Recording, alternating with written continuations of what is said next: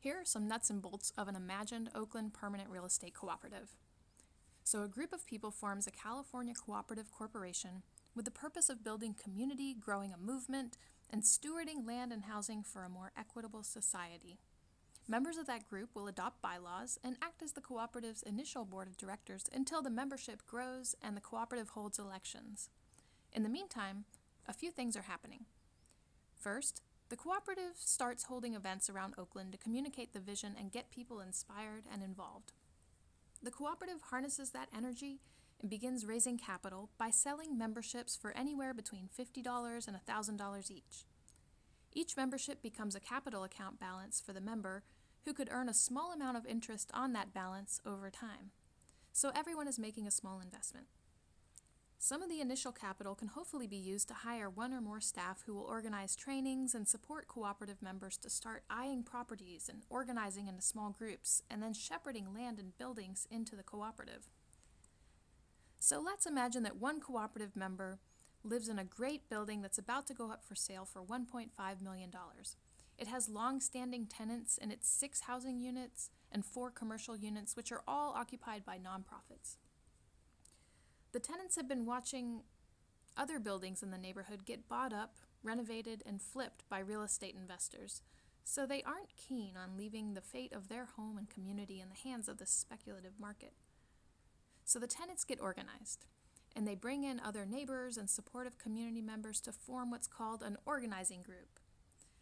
The group makes agreements about their goals and how they'll work together to acquire and steward the property. The cooperative board and staff then review the group's plans and agree to support the group to launch a campaign and get the building into the cooperative. It's on. Now the organizing group is hosting potlucks and gatherings all over the neighborhood, engaging neighbors in the effort to acquire the building. Those neighbors can contribute capital by purchasing memberships in the cooperative. In the meantime, the cooperative staff are working to access other sources of capital like community bank loans, large loans from wealthy community members, public grants, and other sources. Depending on how quickly interest grows in the community, it's possible that the whole $1.5 million could be crowdfunded through the sale of cooperative memberships. While all this is happening, it's quite possible that other organizing groups are forming under the umbrella of the cooperative and working toward acquiring other properties elsewhere in Oakland. The goal is to cultivate a decentralized organization that can grow quickly and is coordinated from the ground up by organizing groups, thereby putting power into the hands of everyone involved.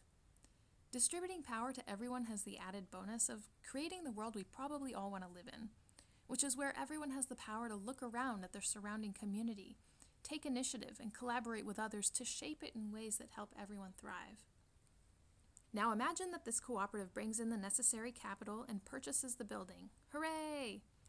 Next, each current tenant in the building can choose to enter into a long-term lease agreement with a cooperative. But this is a unique lease that will closely simulate ownership by allocating a portion of the monthly rent toward the purchase price and financing costs of the building. So let's imagine that this tenant, David, has agreed that his share of the purchase price is $100,000.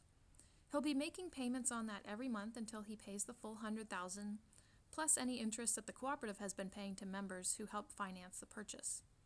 After that, his monthly payments will be reduced to the operating and carrying costs of the property.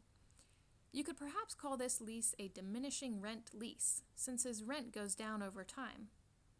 Each lease is essentially a tenant's personal asset, and the tenant can later sell that lease back to the cooperative or to someone else for $100,000 plus a small return tied to an index like the Consumer Price Index. And since the price of the sale is predetermined, there's no speculative market at play in the sale, no skyrocketing prices, no pressure to market to the highest bidding wealthy home buyers. Just a very affordable housing unit that another cooperative member will be excited to buy. What happens at this property over time will be determined by 3 groups: the tenants in the building, possibly the organizing group, and the cooperative. Most decisions and property management functions will be delegated to the tenants because they're the ones who live there and build their lives and livelihoods at the property. But the building is also an asset that engages and benefits the broader community, particularly neighbors and community members who come and engage with the nonprofits in the building. When one of the commercial spaces is vacated, Perhaps the organizing group will have a say in or even take the lead in determining who or what will fill that space. The organizing group will generally be available to support the success, evolution, and vitality of the place, because what happens in that building affects the whole neighborhood. After helping to acquire the building, the cooperative will ideally stand back and serve just a few roles. It holds title to the property, it receives tenants' monthly payments, manages finances to pay a return to those who helped finance the building, manages leases, and other administrative functions. When the tenant group or organizing group needs training, resources, or other support, the cooperative staff are there to help. The cooperative is also there to just act as an anchor and help ensure that this place never gets sold back into the speculative market.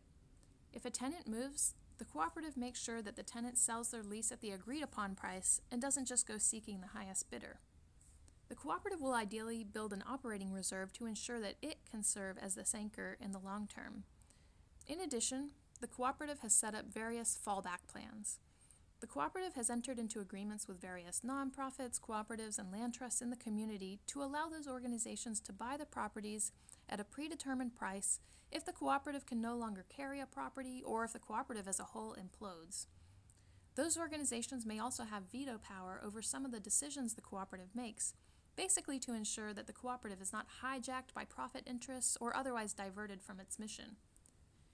While nothing in the universe is truly permanent, the nuts and bolts of the permanent real estate cooperatives are essentially designed to establish democratic and equitable community control of land now and for many future generations.